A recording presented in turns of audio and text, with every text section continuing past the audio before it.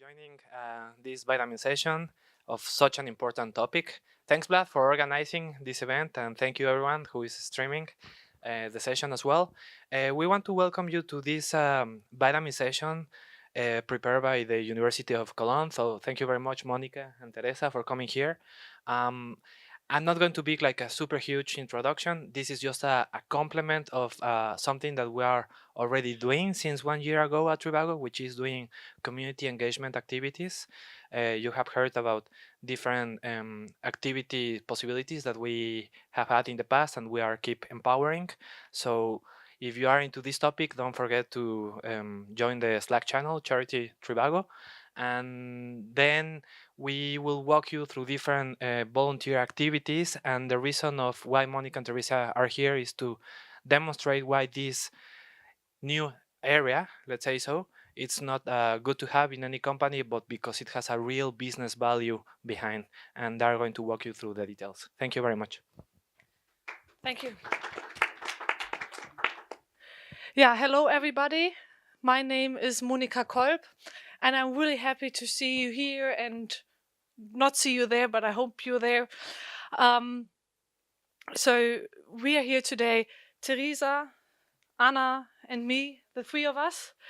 And we all work in an organization which aims to help and support companies to create positive value. And when we speak about value creation and positive value creation, we of course mean money, but not only money. And this is something that I'm going to walk you through today. But before I get into the topic of corporate social responsibility, responsible entrepreneurship, and responsible citizenship, maybe I start to introduce myself so you know who you're dealing with, because I already had the chance to speak to some of you. I was working for 4 years in the Center for Advanced Sustainable Management at Cologne Business School, where we have one of the largest book and publication series on corporate social responsibility. Before that, I was working for 5 years in Düsseldorf at Henkel, selling detergents, so really cool and sexy job. And now I'm doing my PhD in Slovenia, focusing on responsible leadership development, because the crisis that we see today is mainly a leadership crisis. Yeah? And the best way to deal with this is to change the way how we develop and train leaders. So this is why I'm doing my PhD in this area. And I think we have a super cool surprise for you. Because when we came here, we said like, okay, what is it that we can do? What is it that we can do differently? And we have a working student with us, Teresa, who is really into mindfulness and bringing you all into the presence, not only with your body, but also with your mind and with your heart. So I would love to give the mic to Teresa to do a super cool activity with you. Okay. So what I would like to do with you now is a mindfulness meditation. Therefore, we're going to use the most natural and universal tool that humans have, which is our breath, which we always have with us. Therefore, what we're going to do now is we're going to focus on our breath by counting our breaths. So we're breathing in and breathing out totally naturally as the breath comes. And we're going to count them. And we're going to count them as long as we can. And when a thought pops up in our head, when we think about work or what we have to do in the next 5 minutes, or we think about our neighbor or whatever comes up, and our focus shifts away from our breath, we start from 0 again. And it may sound a little weird to just count your breath, but you will realize when you do it that it's not as easy as you think. So now I would like to invite you to close your eyes, just sit comfortable. And for the next couple of minutes, just count your breaths.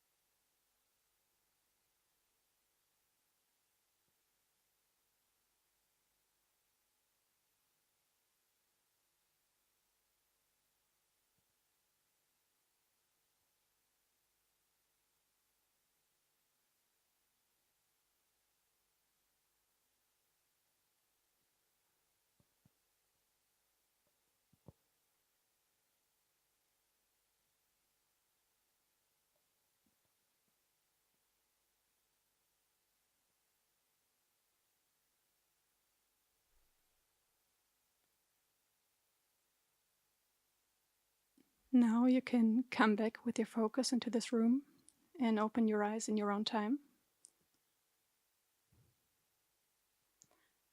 So what did we just do? We used the most universal and powerful technique that we have just to focus on our breath. Why universal? Because you can do it everywhere. You can do it at home after you wake up, before you go to bed. You can do it at work at a short break. You can do it on your way somewhere. So you can always really use this focusing on your breath. And why powerful? Because while focusing on your breath, you're just in the present moment. You can really focus on just being wherever you are and just doing whatever you do. And studies in neuroscience found out that as soon as you start with this technique, your brain structure starts to change. So it's really, really, really powerful. And what does it mean for you now and for your work? When you learn how to focus on your breath, you can also learn how to focus on the skills, on the tasks that you're doing. And you take care of your own well-being while doing that. And you can really get better in being more stress resistant, which in return can help you again to be more responsible for yourself. And when you really learn to take on responsibility for yourself, you also get better in taking on responsibility for your work, for your team, for your family, and also for the environment. And that's now where Monika is going to start with her speech. Yeah, first of all, thank you, Teresa. I don't know how far you get with counting.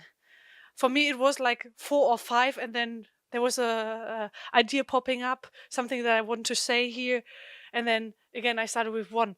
Where did you get to? Someone get to 20? Wow. And you? 15. You're already experts here. Super cool. So I love this kind of activities because they really bring us back into the room, away from the issues we maybe have at home, or health issues, or issues in the job. They help us to focus. And now, so we planned this session that now we give you an input of 25 to 30 minutes, and then we can have a Q&A session. You can ask me difficult questions, and I hope someone else will answer them. And we can really have an open discussion also. What is it that you can do here at Trivago? How does this affect you?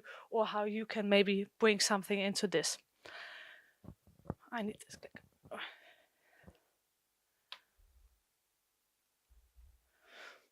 Well, as you all know, we currently face maybe the largest challenge humankind ever faced. And this challenge is climate change. Yeah. We see young students, people going out every Friday and protest for a better future. And we also know that there's a lot of politicians, leaders all around the world who say, yes, we take on this issue and there's something that we do about this. Yes, maybe they do, but it's too slow. And the world community has agreed that the development that we need, the economic development that we need, should be a sustainable development. So the first thing we should ask ourselves, okay, what is their definition for a sustainable development? And the definition of the Brundtland report of a sustainable development is a development that meets the need of the present without compromising the abilities for future generations to meet their own needs. And what is in there? There's already a generational conflict in there. And this is a huge issue. Yeah, 1/3 of the voting population in Germany is above 60. Of course, they have different ideas of how the world should look like than maybe we have, or than maybe someone who's 5 is having. Yeah. And yesterday I was speaking to someone from the UK about the Brexit, and she said, well, a lot of the people who voted for leave 2 years ago are dead already, and now they leave us with this. Yeah? And we say, well, we need to go away from this definition to create our own definition, because my grandma certainly did not know how important the cell phone is for me. Yeah. So the thing that we shall do is not to give the future generations the same opportunity, but give them more opportunities, because we don't know what they need. Giving future generations more opportunities, and this changes the whole approach from a restricted approach towards a more entrepreneurial one. And this is exactly the point where I say we speak about responsibility and responsible entrepreneurship, because basically what you're sitting on a gold mine here, yeah? Because you work in a future-oriented corporation, you have a amazing CSR manager, you do a lot for the community here, and a lot of companies need people like you, and they need people with this open mindset, and they need people with these competences and resources. So I'm always asking myself, okay, what is it that each and everyone can do to bring their energy and their competences in for a better future? So what is it that you can do?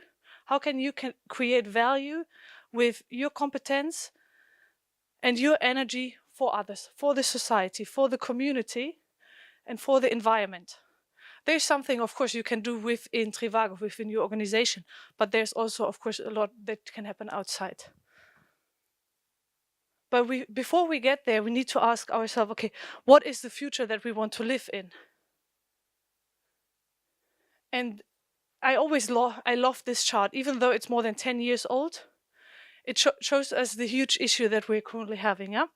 So we see here the Human Development Index, which is basically from 0 to 1, measuring how well can you live in a country.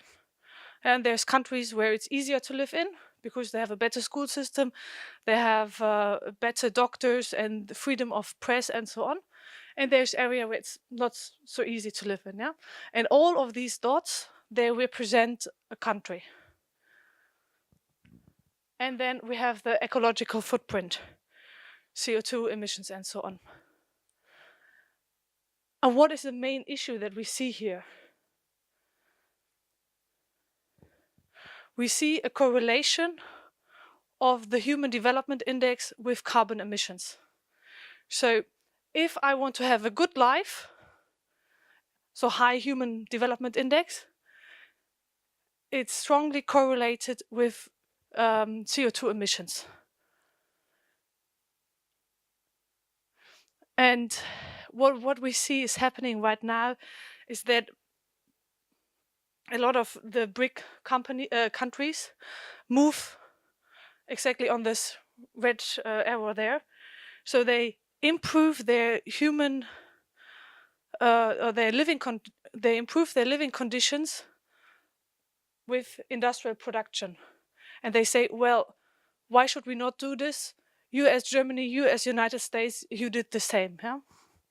But actually, what we should go to is to this green area. So the main question we as society and we as individuals need to ask ourselves, how do we get into the green area to have a good life with all the advantages that we want and that we need, but at the same time not further limiting the resources of our planet. So having a great life within our environmental limits. This is the goal that we share as a society. Yeah? And it's not easy to get there, but probably you all know that there's a lot of amazing innovations happening in this area, which can help us to have a better life without using more resources. Like, for example, sharing economy, or also green energy creation. So when this is something that we want to achieve, the question is, how can we achieve this?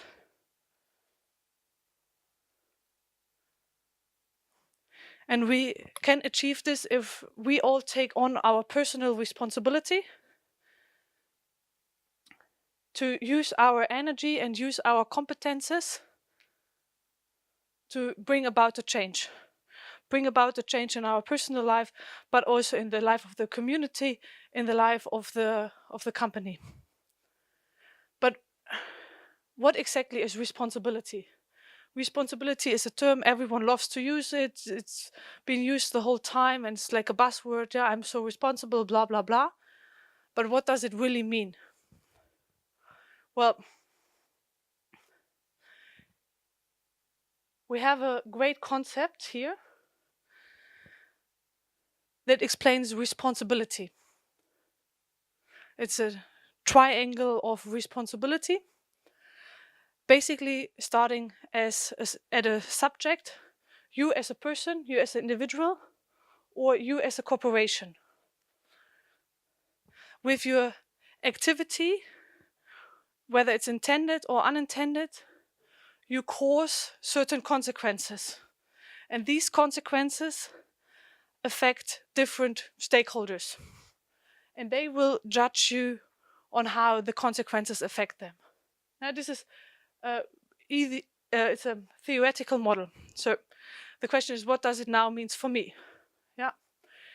For me, it means me standing here as a subject. I, as a person, standing here, giving you input, can have certain consequences for you, and you will judge me based on these consequences. So it can either be, this was the most boring 1 hour that I ever had. It can be like, best sleep I ever had. Or it can be, this is really an interesting idea.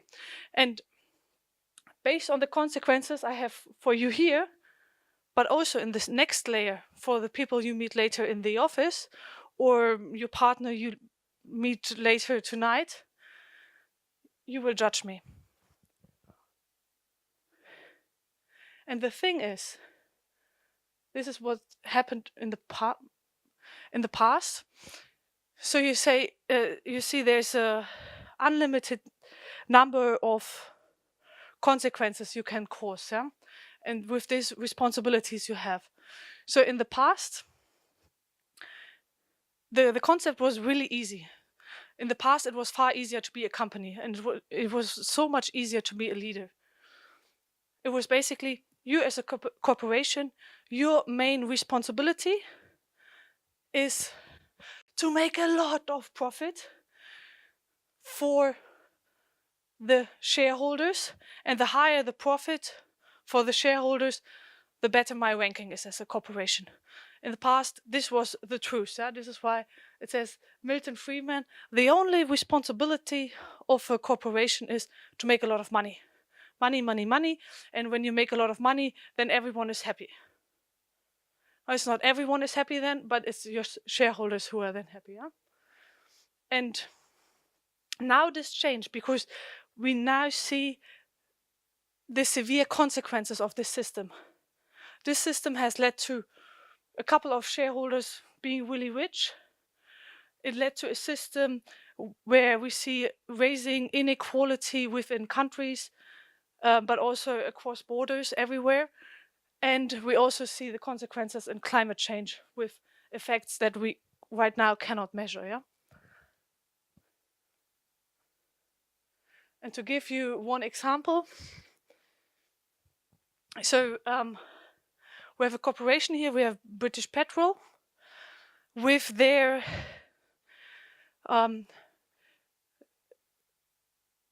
with the fact that they saved money on maintenance on this oil platform. They caused a major incident,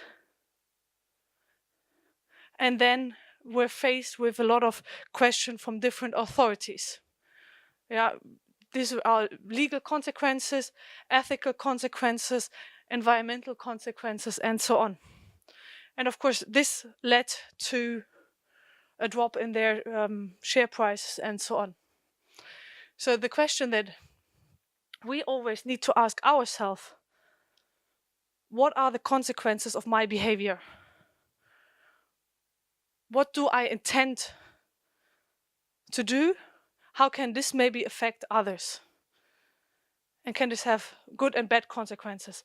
And in this sense, and this is always the point where you get investors and risk managers to sign in, to say, well, in the end, every of your stakeholders, everyone who's interested in your company is an investor, because as soon as they take away the license to operate from you, you're basically done. So maybe we take here the neighborhood Düsseldorf.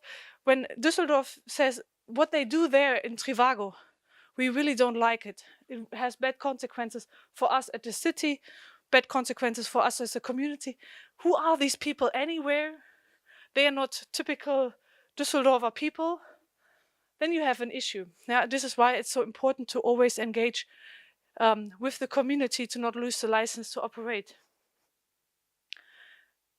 This is the one aspect. This is more the social aspect, but also there is, of course, the ecological aspect.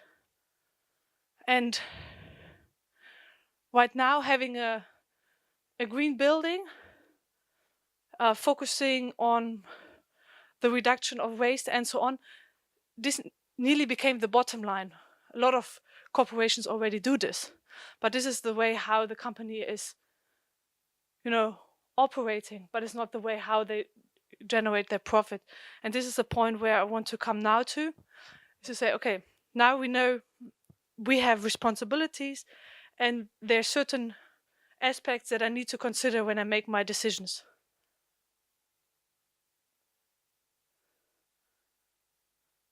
And they can have different scopes.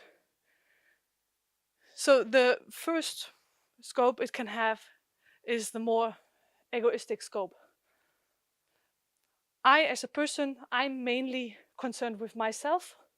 I'm mainly interested in myself, so I try to get the most money I can get at the employer. Or within a family situation, I always try to get the most out for me. Same in a social situation. Okay, I'm not going to pay the next round of beer. Someone else can pay it for me. Yeah, and then you're only concerned with the nature around you. This is the really limited scope of responsibility. But then we get to the next step and the next step. And the point where it really becomes interesting is when you're at the universal level of responsibility. How can I make the life better for people every day? And not only for me as a person, not only for the people surrounding me directly, but for everyone in the world. And how can I make environment better? Not only in my own garden, to have a lot of nice flowers in there, but universally.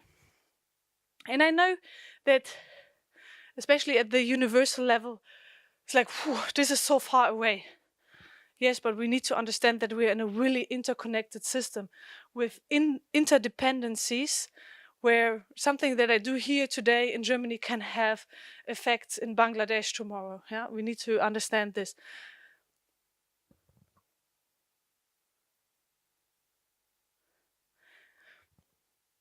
Well, coming from responsibility, the responsibility of individuals and responsibility of corporations, to the theoretical concept of corporate social responsibility, CSR. It's now a buzzword, and there's a lot of conferences and discussions about corporate social responsibility. Some even say we don't need the concept anymore. Others say, okay, we just get started with corporate social responsibility.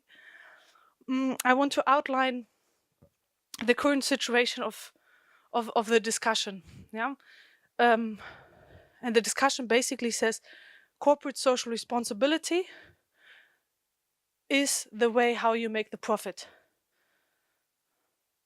It's not about what you do with the profit, but it's how the company generates the profit. Corporate citizenship is what is a company doing with its profit. Yeah? And there's two different sides about this. And the main issue is, for me, when I look at corporate social responsibility reports, I see a lot of companies say we are super responsible. Yeah, we now have green packaging. We now changed our production process. We now have waste separation here. But it does not help if the main product that you offer or the main service that you provide is not sustainable. Yeah, and I used this example earlier today. I said, like, if a drug dealer is now not using plastic bags but paper bags, it does not really change anything in the product. Yeah, but he could say this is a CSR activity. So it's really about the core. What is it that you provide? How do you generate value? How you generate impact?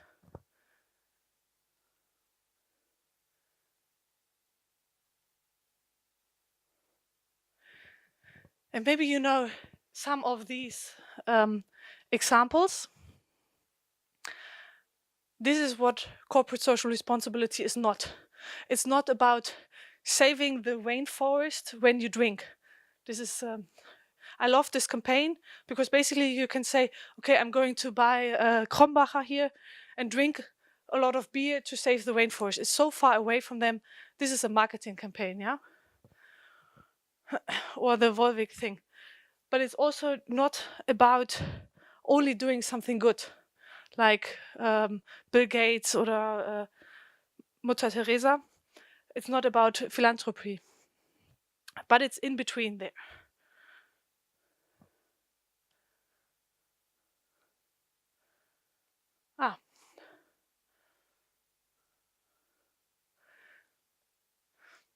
And this is maybe one of the most powerful charts to speak about corporate social responsibility. So we can see here material CSR and non-material CSR activities. Basically saying activities that are close to the core of the company, or activity like what is the highest or the best leverage we have as a university. Of course, what we do is we educate managers, we educate future leaders. So if we start to do this in a responsible and sustainable way, we have a lot of responsible managers. Perfect, this is the best leverage point we have. This is a better leverage point that we have than if we now put all of our energy into recycling paper. And this is an issue for us at the university. Yeah? So educating responsible leaders is at our core. Recycling paper in the university is not really in the core. Yeah? And if we now focus on educating responsible leaders and not focusing on recycling paper, we have a 6% better performance than other companies. And this goes back to a study of Harvard in the year 2015, where they basically looked at a lot of companies in the Dow Jones and the Dow Jones Sustainability Index, and they compared how they treat CSR.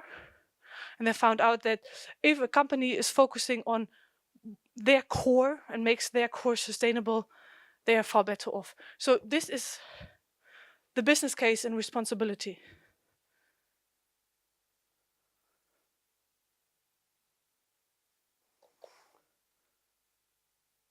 All right.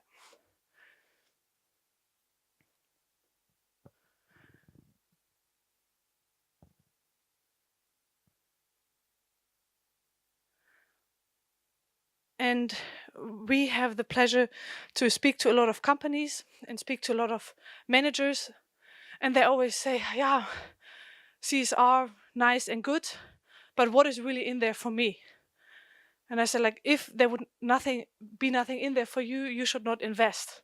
So there is always a business case in good CSR activities. So you're focusing on creating business value while at the same time also create social value and environmental value. And this is one really important aspect. It's always linked to the company's core activities. And there I must say I have not enough idea of what is the business model of Trivago. I know that you're doing a lot of things right, but I don't know if you do the right things. This will be one question later, maybe in the Q&A session, is what is it that Trivago's business, what is it that the core of Trivago is doing to create positive value for society, create positive value for the environment? because then we are in the sweet spot where all the three areas overlap. And this is an example. You see there's a woman in Bangladesh who's wearing a really nice bracelet. And there's an issue in Bangladesh, same as in India, that there's a lot of, in the rural areas, a lot of less educated women and men who die every year. And they die from simple causes like not enough oxygen within their house. So they make the fire, they make the food within the house, and then they basically die because they don't have enough oxygen when they go to sleep. There are too many toxic fumes, yeah? And then Intel basically said, well, we must do something about this. What is it that we can do to improve the situation? And they came up with this bracelet thing, which looks good, which has a battery life of, I think, 10 months, costs about 12 to 15 US dollar. So there's also a business case in there. And also what it does, it's especially designed for pregnant women to give them advice on their pregnancy, what to eat, and so on. And for me, this is a great example to say, well, there is so much a company can do, even if it's a technology company like Intel, to improve the life and improve the living conditions of people all around the world. And it's a rather simple product. They still make enough money from it, and it improves her life because it saves life.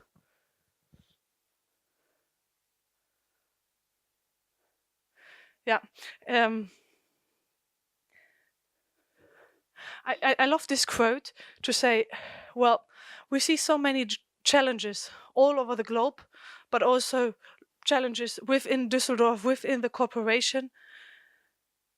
And all of these challenges are, of course, an opportunity for each and every one of you to become an entrepreneur, to set up your own business, to bring in a business idea to the corporation to solve this, to solve a small issue. And this would not only make you a hero, because you would save, I don't know how many million lives or 1,000 lives, but it would probably also make you a millionaire or multimillionaire. Dealing with these issues makes you a more economic, viable person. And I mean, we speak a lot about social entrepreneurship, but in the end, to really be a social entrepreneur, there also needs to be something in there for you, and this should be something financial. So all of the issues that if you find a solution for climate change, wow. I mean, this would really be amazing. And then you need the building over there as well. And this then is one of the major issues I have with the entrepreneurial community is, there's really clever people, super competent people, and they come up with a solution the world really does not need. The world does not need a new startup for a new juice maker. We already have a lot of juice makers. It's easy to make a juice. We don't need this. Maybe the 100 million should better go into another innovation. So I think innovations are important. And I also think that entrepreneurship is important, but it needs to be an innovation that improves the life of people. Innovations that improve life of animals and make the life better for all of us, so that we can get into the green square and not another juice maker. Please, don't invent a new juice maker. So we need innovations outside of the current system. Oh, you cannot really see the fish. Well, in the back, there's a lot of fish here. And this is always the last slide that I will show, is the power of the fish is in the water. The power of Trivago is in its environment. It's in its community. And we don't know who really discovered water, but we know it was not a fish. And this is, I think, one of the main learnings and the main issues that we face, is that we spend too much time in our head, that we as a corporation, we spend too much time dealing with our own problems and not looking at the quality of the water. When the quality of the water is bad, so the quality of your environment is bad, it will have effects on you as a fish. But also you as a fish can do a lot to improve the quality of the water with community work, for example, or purposeful innovations. And just yesterday, I typed in Google my income compared to the rest of the world. And I'm pretty sure you should do this as well. What you will find out is that you belong to the 1% of the richest people in the world. You don't need to care or to deal every day with the fact that, how do I get my next food? Where do I sleep? How can I find a safe shelter? And this gives you time and energy to deal with global challenges. So time and energy to make the organization better and to think about what is it that we as a corporation can do to improve the quality of the water. Yeah.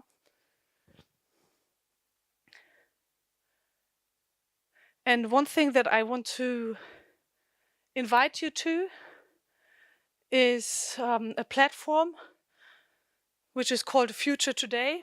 And on this platform, similar to Fridays for Future, this movement, Fridays for Future, we have solutions for the future on this platform, and we always search for people who want to continue the discussion and want to bring in some solutions. For you as a more digital and technical people, you will look at the platform and think, oi, oi, oi.